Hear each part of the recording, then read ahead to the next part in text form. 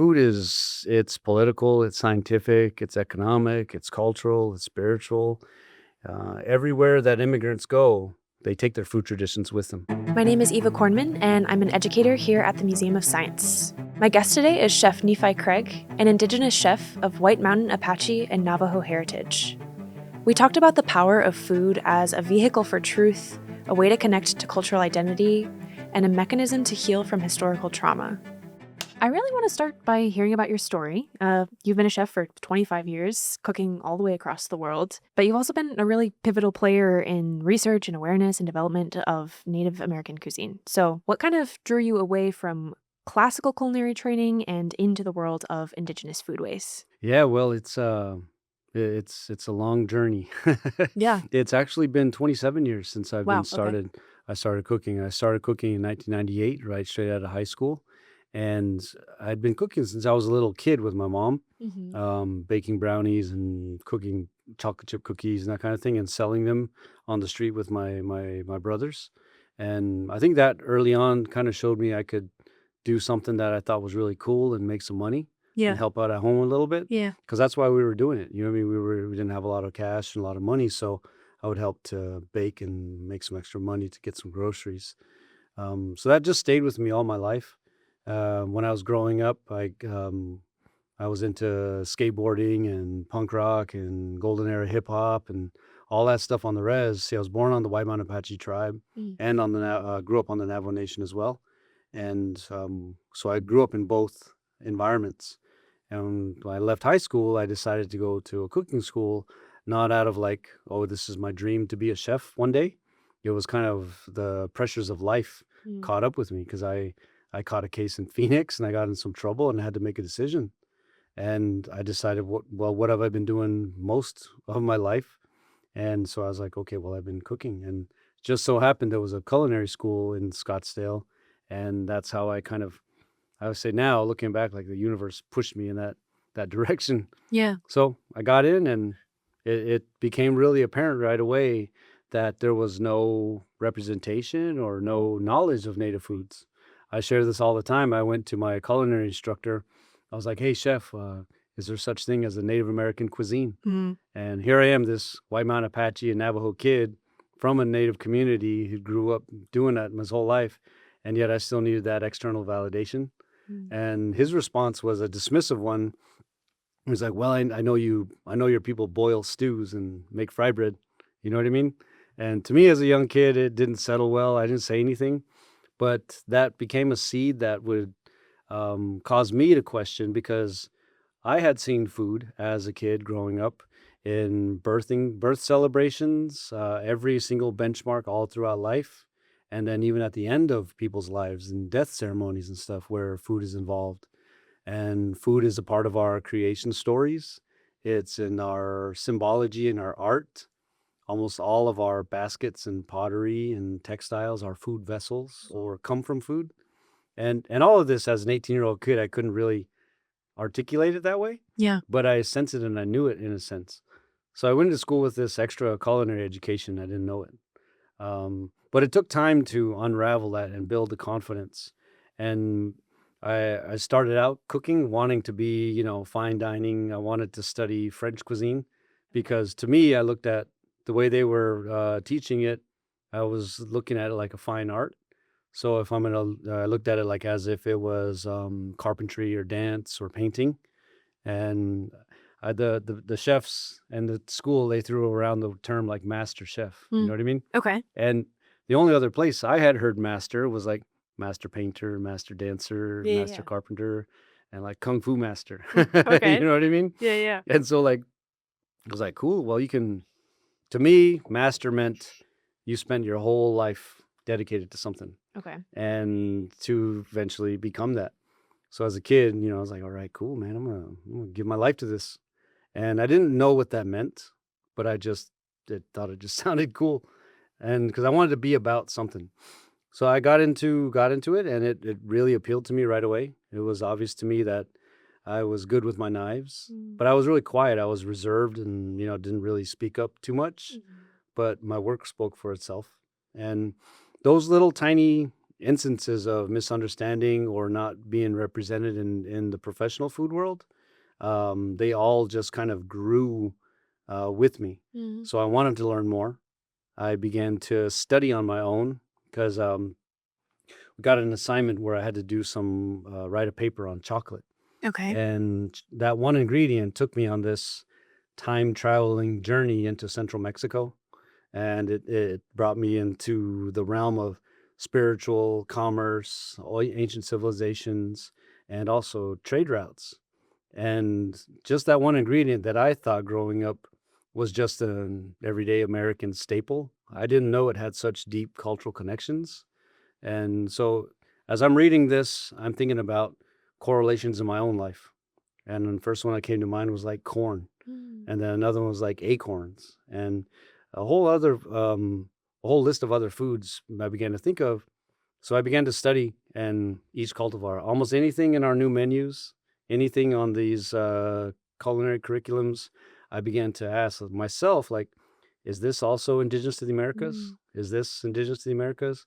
So one by one, these cultivars began to teach me. Mm. And as a native person, I felt like I hadn't arrived at the term decolonization yet. As a Okay. 18-year-old kid. I hadn't arrived at like epidemiology yet.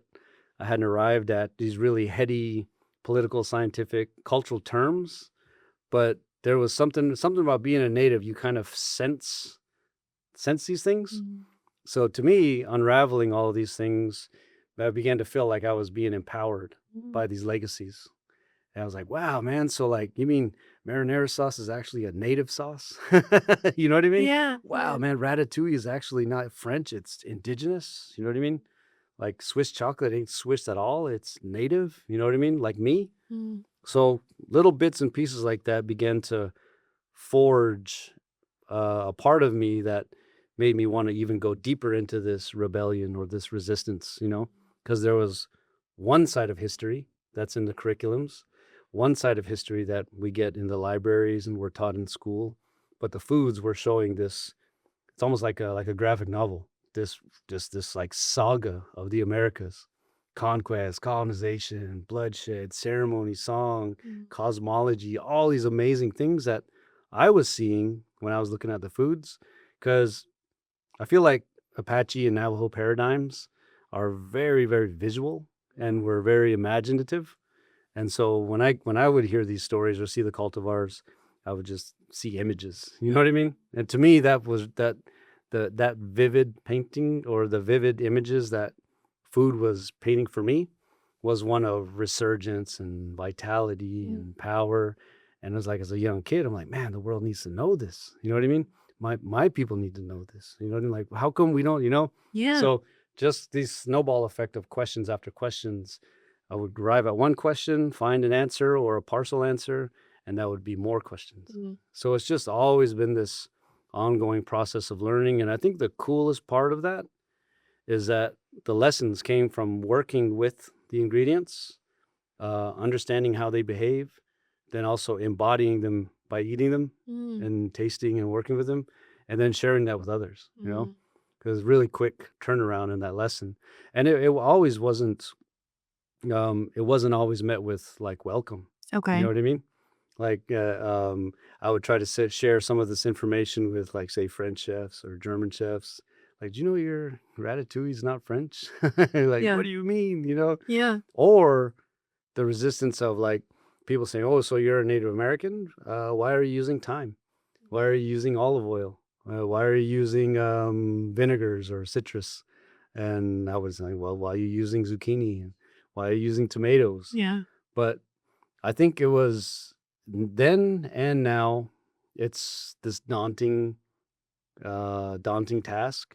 It's like I'm more confident now, years in. In the beginning, it was like, holy crap, man! I'm the stories I'm uncovering, the stories I'm learning from these foods and these cultivars. It challenges this whole historical narrative. It challenges it challenges the whole set of French cuisine. You know what I mean? Yeah. So it's really cool. So that's kind of how it snowballed into me deciding to do native foods. I never really broke away from like the classical training because to me, then and now I still look at it like a fine art. If I was going to learn a fine art, I'm going to learn the classics. Yeah. So I studied French and started doing that. I was able to work in a really great classical French place in Scottsdale. Um, and that place was like boot camp or graduate school for me. It was very tough, but that forged a side of me, the technical skill side, the discipline, the organization, the traditions and the hierarchy in those kitchens that I still use. I don't fully use the principles of like the old school brigade system because it's violent and oppressive and militaristic. I do my best to draw the best characters of those old school European traditions and meld them with Apache intuition or native intuition and create something different. So that's how that style still influences me. Yeah. I still carry the rigors and discipline. And 27 years later, see, in the beginning, I couldn't find any other native chefs like me. Okay. I think there was one I was on the radar up in Canada and maybe another like maybe in, I think, the Northwest.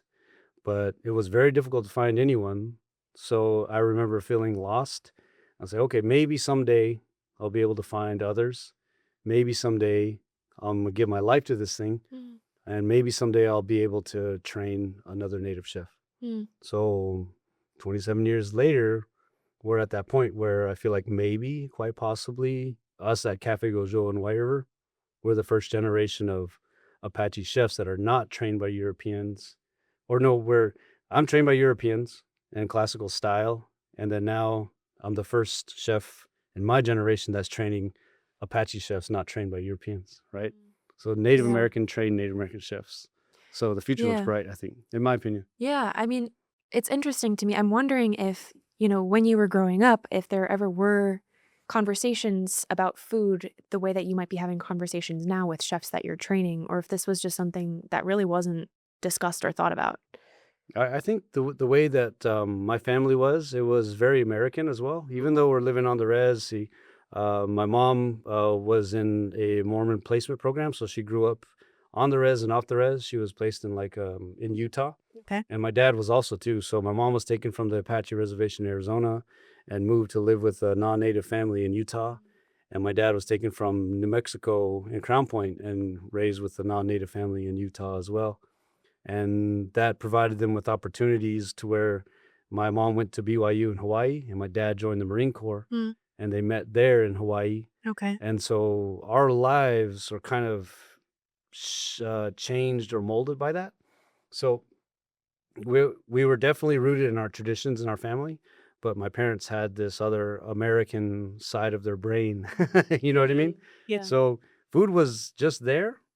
There were specific foods in Navajo land, like a small handful, like 4 or 5, that I knew were very special or sacred. Yeah. And there was a small handful in my Apache side that I knew were special and sacred.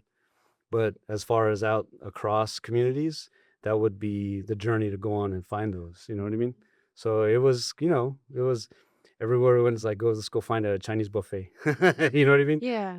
Seafood was like, Long John Silver's back then. Yeah. So it wasn't really like deep, meaningful conversations. Yeah, I think those conversations just happened around ceremony or family gatherings. And, Yeah. You know what I mean? Nothing real deep into it like this. You know what I mean? It's interesting you mention a Chinese buffet because I think that an idea you've written about before is like thinking about Native American cuisine. Like we could go to an Italian restaurant, we could go to Chinese buffet, but at least here in Boston, as far as I'm aware, I can't go to a Native American restaurant. And even when we do try to define what Native American cuisine might be, it's not truly indigenous. Yeah. So can you kind of explain why that is and sort of what the distinction is there? I think if we were to categorize Native American cuisine, it's going to be a very micro-regional style cuisine like the cuisines of Asia. How they vary from the highlands to the coastal plains. I think right now in our generation, we're setting the framework to start doing that. I think we're so early in its infancy to create that. Even though the information is there, our cuisine in North America, South America, Central Mexico, Canada, and Alaska is also impacted by colonization Mm. and land theft, ethnogenocide of people, land, and waters, and the whole political constructs that come with power dynamics. Mm-hmm. So when the concept of land back, if you've ever seen that spray painted on a wall or hashtagged, Mm-hmm. that's where indigenous peoples are working to get land back Mm. for their cultural identity and health and all these things. And so there's one side of the cuisine picture that is very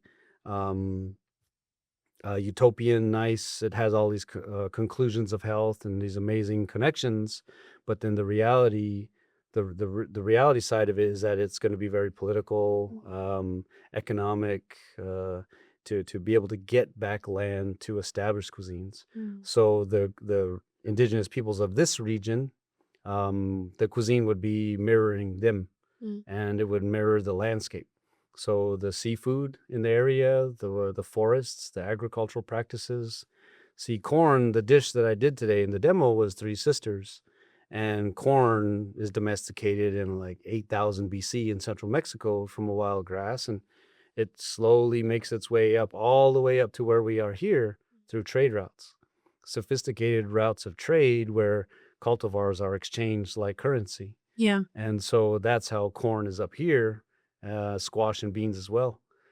So the cuisines would be very, very different, very similar, but they would be informed by the land and the cultures that are there. Mm. So I think in our generation, we're struggling to, I guess, find each other and ourselves. Mm. It's almost like, I always say, I use this analogy of landscape is like a mirror, or our identity is like a mirror, and this 500-year period of like from 1492 to today, maybe like the late 1800s, 1950s maybe, this identity was interrupted and someone took this mirror and dropped it Mm. and it shattered. So now we're piecing back elements of time, place, history, landscape, so that we can see ourselves again. Mm. It's kind of this blurred image of what was, and we're looking forward to what could be. You know what I Yeah. mean? So it's a really deep conversation Yeah. just by asking, like, hey, how come there's no Native American restaurants? Like, well, you got an hour? Let's see. You know what I mean? Yeah. I am curious, like, in thinking about this mirror analogy and of land being reflected in identity, how does food fit into that? How is food and identity so tied and also tied to land? Oh man, it's food. It's political, it's scientific, it's economic, it's cultural, it's spiritual. Everywhere that immigrants go, they take their food traditions with them. Mm-hmm. So if you look at here in Boston, there's Chinatown. Yeah. Down in New York, there's Chinatown. San Francisco, there's Chinatown. Everywhere that immigrants have arrived, they brought food traditions in. They've pushed away traditions that might have been in place so they could bring theirs.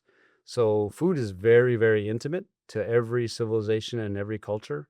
And I also feel like that's why food is a powerful way to um, be inclusive Mm. of narratives and teach narratives as we begin to heal. Because if you look at like from far away in Arizona, right? I always make the reference like, did you know that Boston baked beans is a native style of cooking? Like Really? it came from indigenous peoples. You know what I Yeah. mean? Yeah. Yeah. And you know what I mean? So baked beans being baked in the ground and different things like that. Food is a major part of who we are, no matter where we come from. Mm. So I think that answers your question, I think, maybe? Yeah. Yeah. Yeah. Yeah. I'm curious, kind of terms that you've mentioned before in writing are these ideas of like culinary imperialism, culinary warfare. Can you kind of explain what those are, how they've shaped how we think about Native American and indigenous cuisines, and also what have been some of the long-term health impacts of those changes? Any indigenous person within the United States and globally, we all have this. I say it's an anthropological right or an anthropological duty to utilize our cultural intuition to create the terms, the imagery, the tools to articulate this message of cultural resurgence that we're all experiencing. whether you're in the Polynesian Islands, Hawaii, Australia, Africa, United States, Canada, we are all experiencing this revitalization and effort to push back against this monster that's a shapeshifter. And this shapeshifter is colonialism, and it's global. It's like it's got these tentacles that wrap around the planet, and the appetite that colonialism has is resource extraction, minds and bodies, lands and waters.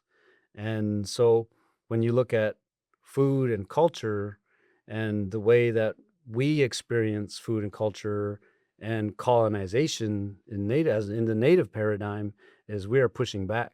And like an example of historical trauma I share all the time is that me as an indigenous person, I am unable to articulate everything I'm going to say in this interview in the Apache language or in the Navajo language. I'm speaking the colonizers' language. Yeah. I'm speaking English. And that has been a wound my entire life culturally. Because in Apache land, I grew up having Apache people say, "Hey, you speak like a white boy over there." You know what I mean? Yeah. So our experience with colonialism, that's one of the root causes.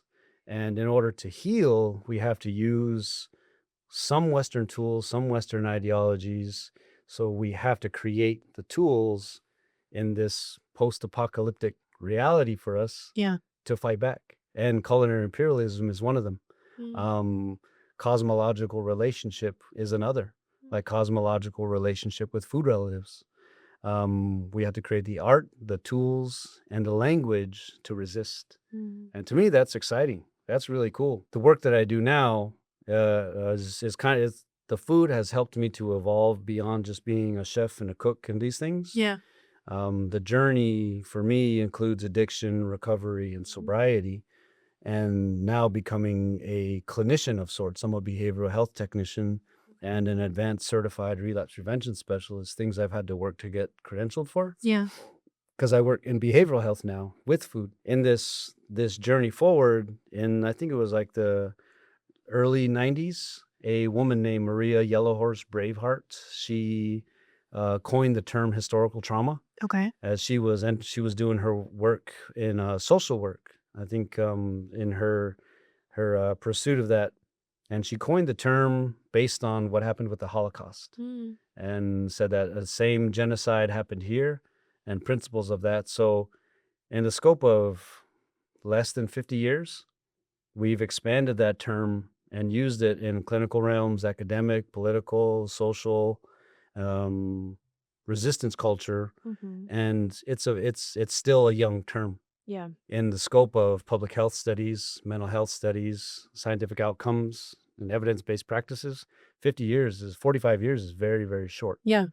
So what makes this generation's work of piecing it back together and creating the terms and tools is that there's more indigenous professionals out there doing this work. There's a Osage astrophysicist giving his talk right now on black holes and Osage paradigm downstairs. You know what I mean? I'm like, what? That's amazing. Yeah. So the pathway forward looks bright, but there's these political, cultural, power structure obstacles for us to climb around. Yeah. So we are really mapping paradigms and ducking and dodging epistemologies. You know what I mean? Yeah. To me, that's like, the way I talk is like, it's like there's objects and everything is alive. You know what I mean? It's like a graphic novel. I say if this story was a graphic novel, indigenous foods are going to save the world, you know? So tell me more about that. How do you see indigenous foods as really key in healing from historical trauma? I really feel like indigenous foods tell the truth. Okay. Like they tell the truth. They tell the botanical, ethnobotanical, migrational, scientific truth. The seeds carry this data. You know what I mean? I use the analogy that a single kernel of corn is a microchip.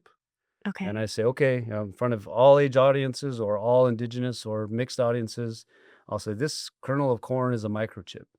And if this is a microchip, what data does it hold? And people will, if we're in the Southwest, if it's all Navajos or Apache, they'll say ceremony. They'll say song. And the Apache way, I can tell the creation story if I have 4 colors of corn.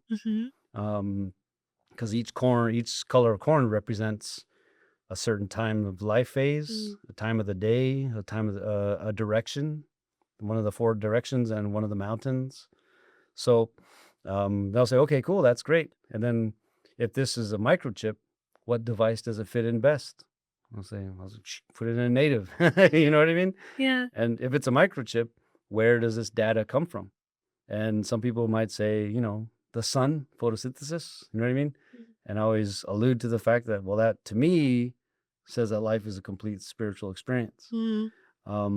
So it's I really feel that these foods carry memory, they carry sentiment, and some of the indigenous cultivars haven't changed in millennia, especially like wild native foods.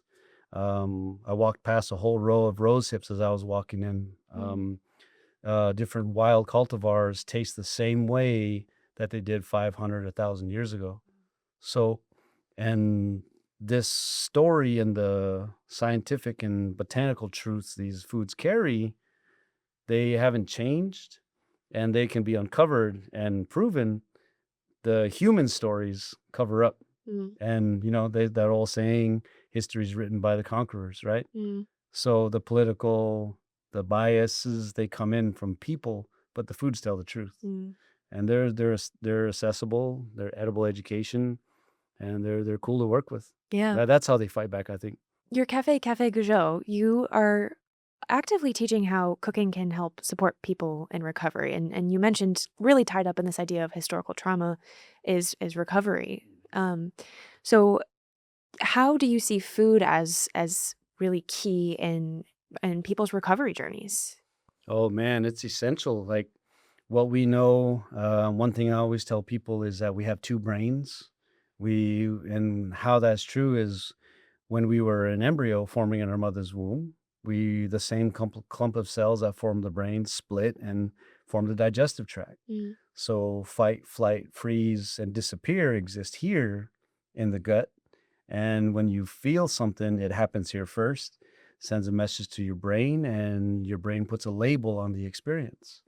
So that we also know that emotional outbursts are more prone to happen far away from food. And then you add in like social work, mental health tools like adverse childhood experience studies and the pyramid the pyramid, where food is a stressor if you grew up in poverty. So and then also how food is foundational to how we heal, because addiction and historical trauma and any other health disparity, almost every preventable food-related disease that's in the modern world today can be managed or prevented through diet and eating. And when you toss in the politics of poverty, oppression, displacement, marginalization, you get this quagmire of public health ills, Yeah. right? Social ills and health disparities. So on an individual level, food can bring people back together. Food allows us to have a conversation like this at the dinner table, tell people to turn off the phones, have dads cook more, you know what I mean? Yeah. And equalize that patriarchal perception that cooking is women's work and it's for girls only. You know what I mean? It's for girls, and allow dads to cook and sons to cook so that they become responsible parents or responsible adults. And just switching up the narrative of how we perceive food as something that's just pushed to the side until we develop a pre-diagnosis, right? And so I feel like food, and when it comes down to proteins, when we're healing from addiction and trauma, our brains have the ability to heal themselves. Neuroplasticity and the building and construction of new neural pathways is essential. It's behavioral, and it's supported intensely by proteins. So when you have like the dish we did in the demo, Three Sisters, and you're talking about the indigenous science of companion planting, and you're talking about, how your telomeres expand when you're eating something, you're having a pleasurable experience, you're learning new things. Food is essential. And depending on who you are, where you're from, there's cultural connections and protocols and histories. You know what I mean? Yeah. So to me, it's this long, almost obvious Like, yes, it's totally tied to recovery. We teach these messages in the kitchen, in our sessions, in our groups. But for the most part, the more you cook with foods, the more it starts to kind of make sense. We say all the time, we're not training people to be chefs. We just want people to cook more, right? To take the first step. If people want to be chefs, that's cool. That we can provide that pathway. Yeah. But we really want people to just re-engage with a relationship that's important for humanity. You know what I mean? Yeah. I think that's one of the goals. Yeah. And recovery happens when you do that. I do want to hear more about Café Gozhóó. How did this get started? What kinds of foods have you been serving there? What have your customers' reactions been like? Mm-hmm. Man, Café Gozhóó is this beautiful little gem of a kitchen that I had the opportunity to design and create. It's not a freestanding. I'm not the owner. Uh, the Café Gozhóó exists inside the nutritional recovery program at Rainbow Treatment Center. Okay. So the Rainbow Treatment Center is my community's drug and alcohol treatment center. Started in 1976 and it's grown over all these years. So now we've got about 15, 16 different programs, and nutritional recovery is one of those programs. I'm the coordinator of that program and chef at the Café. Café Gozhóó is inside of an old gas station. Okay. So on the north side of our town, there was a gas station that was built in early 2000s, I think. And the business went under. Then another owner took it over. It went under, and they switched it over. Then it sat vacant for a number of years. And then the tribal council asked the treatment center if they wanted to take it over. And they agreed, but they didn't want to do fast food, convenience food. Yeah. They wanted to do something vocational. And I was already on their radar because I had given a keynote address to their substance abuse conference. Okay. I was about 4 years into my own recovery when I did a presentation on indigenous foods and neuroplasticity, anchoring us in our cultural strength. Yeah. And so we began talking, and I began doing some training and stuff with them, and ultimately just started working with the treatment center. Yeah. So we vision casted that place. It's clinical at heart. Okay. It's open to the public, but we wanted to establish a level of care in the culinary world because I feel from my own personal experience with addiction or recovery, for some people, it may be end of life care. For others, it may be beginning of life care. Yeah. And we wanted it to be a nice professional environment that cultivates and supports teamwork, behavioral health of a team, and these building connections with native foods. So it came to be through the support and the recognition of the clinical director at the time that could see the connections. Because I think a lot of times I find myself in a position having to articulate and justify why food is important, Okay. how it's recovery or how it's therapeutic, and how it's important for not only just Native America, but the world in general. Yeah. With this previous clinical director, when he was a kid, he grew up on a farm. When he was in college working for his mental health professional degrees, he worked in the kitchen. Okay. So he could see him as I was talking about these behavioral health themes of transformation in the kitchen, this kinesthetic sensory experience, all these types of learning happening. I was like, we can frame all of that for relapse prevention and skill building. He's like, yeah. And it just kind of right time and place, because I started working at the treatment center in the end of 2016. Okay. And I had just spent almost 9 years at our tribe's ski resort. And I was about almost 5 years sober at the time. And I had already gone around the world and seen all these things. And I was back at home being grounded. And all these times when I was trying to get clean and sober, I never thought that it was going to happen on the res.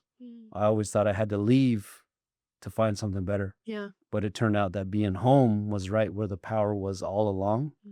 And I wanted to be able to circulate that. I don't want to export this knowledge anymore, right? Yeah. So that's how Café Gozhóó came into be. And we opened in 2020. We got shut down by the pandemic. Okay. And then we dispersed and did other telehealth projects. Yeah. I did a lot of cooking demos by telehealth, which was awesome and amazing. But then we reconvened and opened in October 2021. Okay. We had a short period where we had to redesign some stuff when we closed, but we've been open ever since. Me as a chef, doing all this work for the past 27 years, seeing different conversations, different perceptions on food. I felt like the White Mountain Apaches, we were ahead of the curve Okay. because we have the language, the culture, the people, the history, and our ancestral landscape. We got all these variables that some tribes only talk about assembling. Ours were in place, and we had the resources to put them together into Café Gozhóó. And I thought people would just come rushing, banging down the door. Yeah. You know what I mean? Yeah. And so we opened up, and some of the community loves it. They love it. It's amazing. We get so much support and love from the community.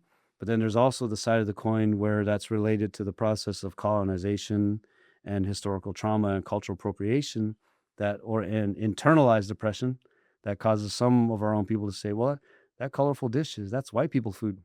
Like, we don't eat like that. You know what I mean? Because dependency and poverty and food limits or certain ingredients have been implanted like microchips. So we've kind of grown up with traditions that are not really native. Flour, lard, sugar, chicken, pork, beef. Those are all non-native foods that our microbiome craves, right? So it's the next layer is the cultural food education of all ages. So in a sense, Café Gozhóó was a pilot project. It's an ongoing project where we're deep in praxis. We have the idea and the theory, and we're molding and shaping it as we go.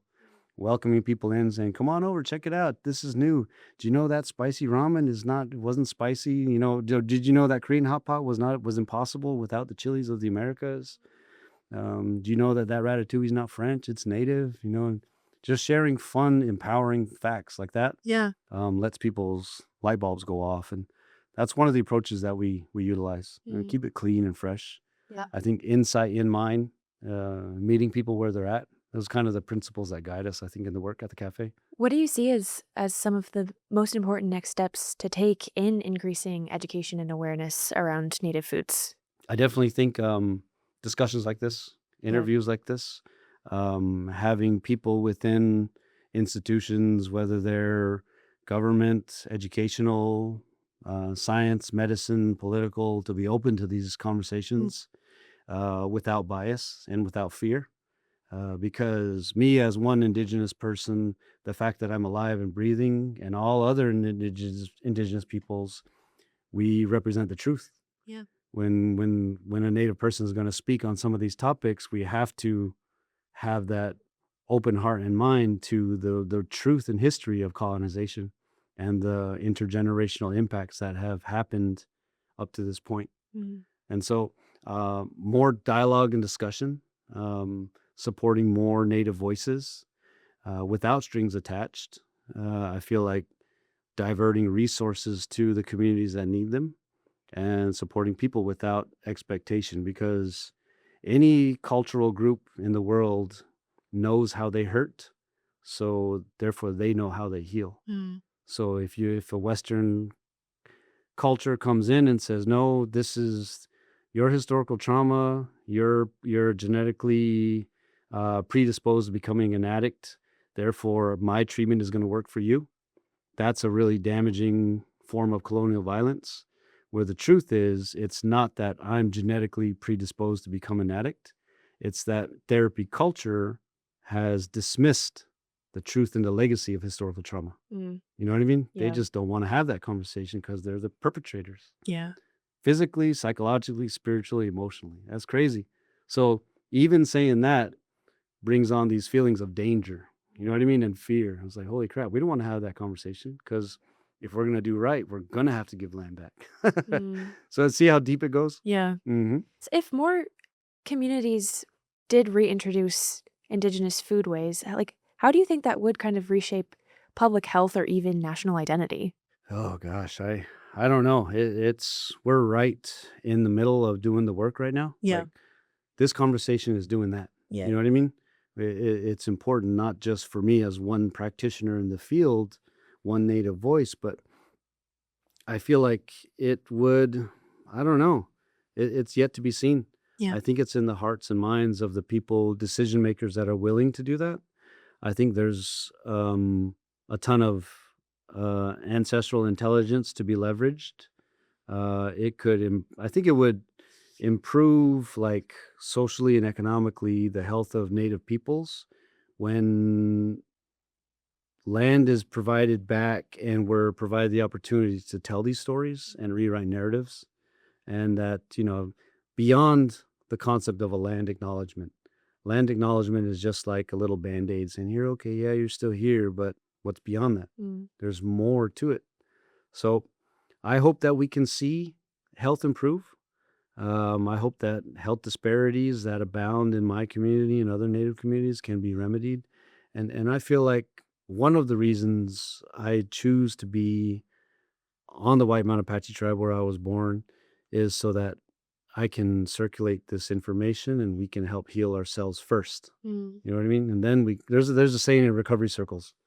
You can't do the work unless your own house is in order. You know what I mean? Yeah. So that's kind of where I'm at as one person.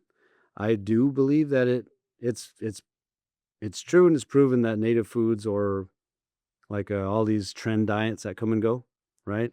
A lot of these, that diabetes and health disparities can be managed through food and behaviors. And so I feel like it's obvious for us as natives that when we include the food traditions and indigenous food sovereignty, we include all those things that we're missing. It might be different region by region by region, but the foods and the land will provide those lessons, and it'll be a slow progress forward. It's going to be a couple generations, I think it would be really cool, smart, and intelligent to see more scientific, artistic articulation and artwork of these stories and narratives. Yeah. Like, I think of like Moana as an example, the cartoon, right? Yeah. To see indigenous creation stories come to life in that form would be a big impact. Because if kids can't see it, they're not going to think about it for the next 5-10 years. Yeah. You know what I mean? That food is taught in schools. Like Anthony Bourdain said, it should be a requirement for high school kids to graduate to make an omelet at least, so they can take care of themselves. You know what I mean? Yeah. Food as behavioral health science, I think, is really important. Mm. It would really, doesn't have to be native foods, but just food in general. Are there any really notable memories that you have or instances where you've seen healing start to happen, like through Café Gozhóó? I really, like my life, the reason I'm so passionate about food and mental health, it's a scale, because like I'm so hardcore passionate about the culinary world, right? Then I've evolved into like a clinician in mental health, and I'm just as excited about that. Yeah. Is because it's really impacted my own life. My substance abuse and my addiction begins when I'm like 14, Okay. and it goes all the way until I'm 31, just up and down. In and out of rehabs, up and downs. And even though I'm traveling around the world and doing this work, the culture of professional kitchens, all these ideas and traditions that come from Europe, I'm trying to fit into, trying to put myself into a place that I don't really belong, intellectually and emotionally and spiritually. And I don't know that yet. But the outcomes are turning into violence and substance abuse and acting out and hurting myself. And so encountering loss and losing my dad, and this combination of being home right at that time when that was happening, some of the variables were there, and I was just ready. And when losing my father created this void, landscape and foodways filled those voids and provided the evidence that transformation was real and it was possible. So they've anchored me and sustained my recovery.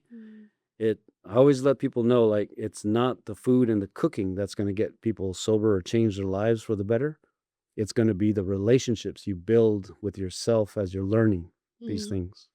Your relationship to history, your relationship to nutrition, your relationship to the fire, your relationship to yourself, and how that impacts others when you do the work. You know what I mean? And so to me, that's the evidence I have. And I'm just one person, so I do my best to share that message, whether or not See, I'm not trying to change the whole world. I've been working on changing the change in my world and allowing others to be able to see that for themselves. Because I want people to experience this form of liberation from whatever they might be dependent on. You know what I mean? And so food is very powerful in that way. And food's like riding a bike.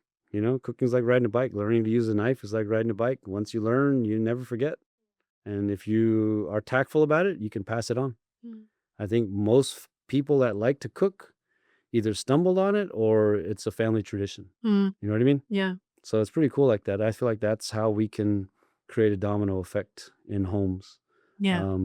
And, you know, on the addiction side, the recidivism rate is so high, it's hard to say, yeah, it's going to work for everyone. Yeah. But on a public health everyday level, it's good all the way around for everybody. One of the relationships here that I'm really curious to hear more about is like relationship to the land. Like how are people able to form new relationships with land when they're thinking about cooking and food? I think every single landscape in America has a story to tell, just like the cultivars. I always tell people when they want to start to study native foods or just food in general to look at the place where they're at and start to investigate the seasonality, the ingredients, the farming, and the history of the place. And that relationship will be, you know, it'll take time. It's not going to just you're not just going to read one book or one website that gives you an overview. You're going to have to keep learning about it and to allow it to build that relationship. Yeah. And what you put into it is what you're going to get back. So it's just a one-time thing, little feel-good notion. That's all it's going to be. But if you make a long-term decision, say, okay, I'm going to study this place where I'm from or everywhere I go and choose to live, I'm going to at least get a cultural understanding of the environment and the people that were here before us, you know? Yeah. I think that lends to truth. It's a question that I like to ask. Like, Yeah. what's the most important takeaway from your work that you wish people knew? Just anyone in general. Oh, man. The number one thing you wish people would know. I think it's important for people to cook and season their food with humor, you know, to season their food with smiles, to have, it's like grandma said, don't cook mad. You know what I mean? It's going to go into the food, you know, cook to share and cook to bring people together. I want dads and sons and uncles to know that cooking is not just women's work, that we can equalize the imbalance and give moms and sisters and aunties a break. And we're just becoming responsible parents. I want people to know that there's truth, powerful truth that's healing and recovery work in food. Yeah. And it's edible education. It's very difficult work if you're going to do it professionally, but it's so much fun. It's worth it. It's a work of a lifetime, at least for me. What's like a favorite dish of yours to share with people or to eat yourself? The question. You knew it was coming. Oh man, right now it's not really even an indigenous food. For me, I love to make pho. Ooh, Like, okay. I love to make pho. I taught myself during COVID, during the pandemic, because I couldn't go to my favorite spot in Phoenix. And since then, I've gone on like a journey. Before, I've had pho in different parts of the country before COVID, but since then, I've been on a mission. Everywhere I go, I try to go get a bowl. Okay. You know what I mean? Go Yeah. into mom and pop joints and try to get a nice, good bowl, because I just love the alchemy of making that broth. You know, the broth is where it's at, and the noodles too. Yeah. But so pho is good. My kids love it. They've loved it since they were 3 and 4, and now they're 7 and 8, and they eat it with everything. The basil and the scallions. They're not picky. They don't pick out the green. And, Yeah. Culturally, man, I love pozole. Okay. And hominy and acorn stew and whatever. Yeah, it's a really tough question to ask a cook. Yeah, I'm sure. I'm sure. Right now, it's pho and noodles. Okay. Okay. Yep. Do you enjoy cooking with your children at all? Yeah, I do. Yeah. I really do. My oldest son is 22 years old. Okay. And he was raised in my chaotic life as a young chef, where I was still deep in addiction and dysfunction. And so he's grown up. I've had to earn his trust back as an adult. And so we're at that place where we've healed together and grown together. And so he's in a different phase of life as a young man. My 2 little kids, they've never seen that side of me. And I've made conscious decisions to train their palates since they were small with native foods. And one conscious decision was making food choices, food purchases, like I was buying medicine for my kids. So consciously choosing organic foods when I could afford it for them, and training their palates, and giving them berries a lot, squash and quinoa and amaranth. And I feel like I've helped to set the foundation for their intelligence, because they're just little master teachers right now. Yeah. They're so creative and cool and smart. Yeah. That just created the stability and the building blocks biologically for their brains to be. Yeah. It's not all credited to me, but technically I did some things that I felt I can see. It's cool. So I love cooking with my kids. Chef Nephi, thank you so much for being here. This was a really wonderful conversation. So yes, thank you. Thank you for having me.